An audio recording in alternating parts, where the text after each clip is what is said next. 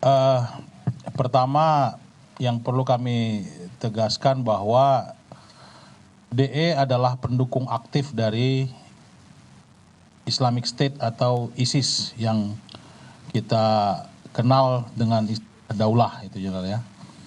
Awalnya yang bersangkutan pada tahun 2010 itu pernah bergabung dengan Jaringan Mujahidin Indonesia Barat. Itu pimpinan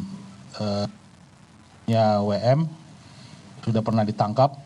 Namun setelah memang jamaahnya bubar, Jenderal. Jamaahnya menyebar.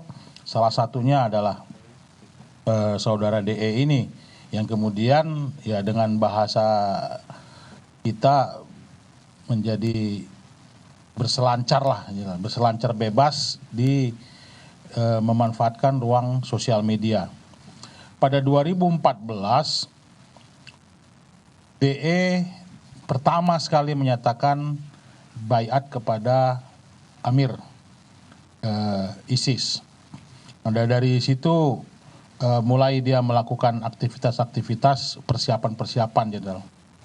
Jadi yang bersangkutan melakukan latihan, kemudian melakukan pengumpulan peralatan-peralatan yang dibutuhkan. Nah, yang bersangkutan itu memang sangat aktif di sosial media sampai beberapa akun sebelumnya itu sudah di-report dan ditutup oleh Facebook maupun YouTube karena diduga mempropaganda aksi terorisme.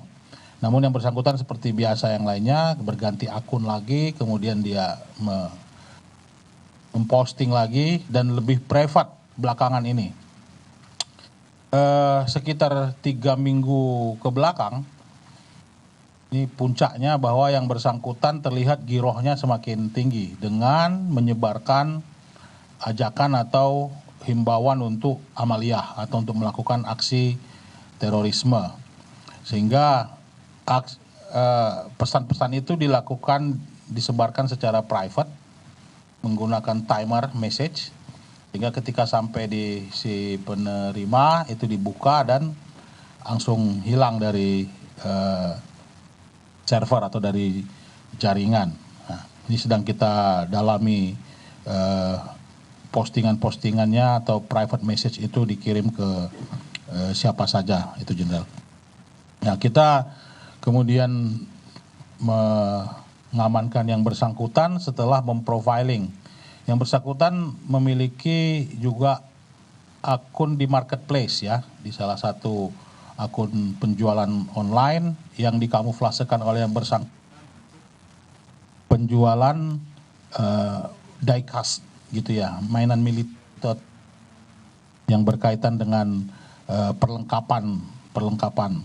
Ada gear, ada baju-baju taktikal, perlengkapan taktikal, kemudian ada lain termasuk senjata ini. Nah, dalam pemeriksaan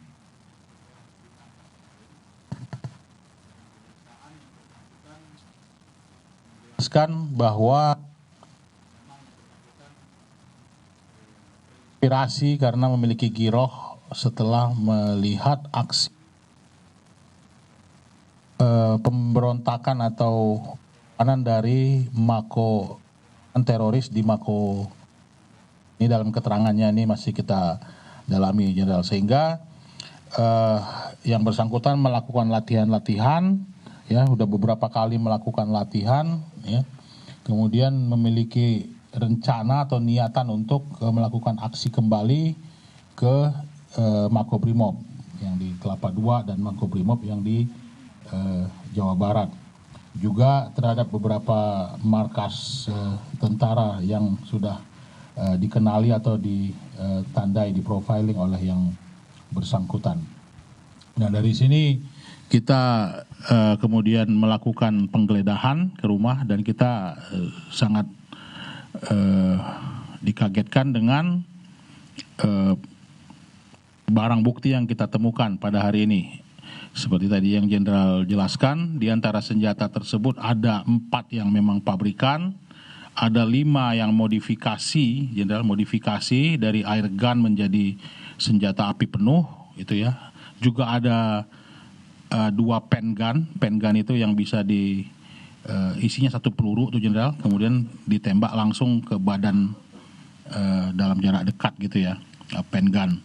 Dan yang lainnya nanti mungkin bisa kita tunjukkan pada saat selesai konferensi pers ini. Ini sebelum kami akhir, kami ingin melakukan himbauan sedikit, Jenderal, ya, tentang kewaspadaan. Jadi rangkaian dari cerita ataupun kronologis si tersangka ini, sebagaimana tadi pertama dijelaskan oleh Jenderal, dan yang kami tambahkan tadi, kita harus semakin meningkatkan kewaspadaan terhadap propaganda dan penyebaran konten radikal ini. Ya, jadi memang mereka masih terus berselancar di sini. Ini adalah seseorang yang tidak seutuhnya masuk dalam jaringan penuh, Jenderal, karena sudah bubar, kemudian dia bermain sendiri dengan kemampuannya sendiri, kemudian mengumpulkan segini banyak bahan-bahan atau alat-alat yang akan digunakan untuk persiapan yang dipicu oleh ideologi radikal tersebut. Nah, yang kedua, bahwa pergerakan kelompok ISIS, pendukung ISIS, dan jamaah-jamaah yang atau kelompok-kelompok yang mendukung ISIS ini tidak pernah berhenti. Meskipun tidak terlihat di mata kita mereka berkumpul, tidak melakukan aktivitas-aktivitas kelompok, tetapi perorangan juga ada ternyata, seperti DE ini. Nah, ini yang harus kita menjadi pembelajaran baru juga untuk kami dan kita semua nih, Jenderal. Dengan adanya senjata ini, mari kita lihat bahwa bukan cuma senjata pabrikan yang berbahaya, tapi modifikasi yang dari senjata air gun ataupun airsoft gun itu, Jenderal, itu juga dapat ditingkatkan menjadi senjata api dengan kemampuan atau dengan keahlian seseorang gitu. Nah, ini dalam konteks ini mungkin kita perlu kerjasama nanti dengan beberapa Polda juga, Jenderal, termasuk Polda Metro di mana wilayah hukumnya ini, untuk mengungkap bagaimana ini bisa terlaksana atau perdagangan airsoft gunnya, kemana nanti menjualnya dan sebagainya. Nah, saya kira kerjasama dari Densus dengan berbagai pihak akan semakin diintensifkan untuk mencegah dan menangkal paham radikalisme, kemudian peredaran senjata api yang sampai menyasar atau masuk ke dalam kelompok-kelompok pendukung Islamic State atau ISIS dan kelompok teror lainnya.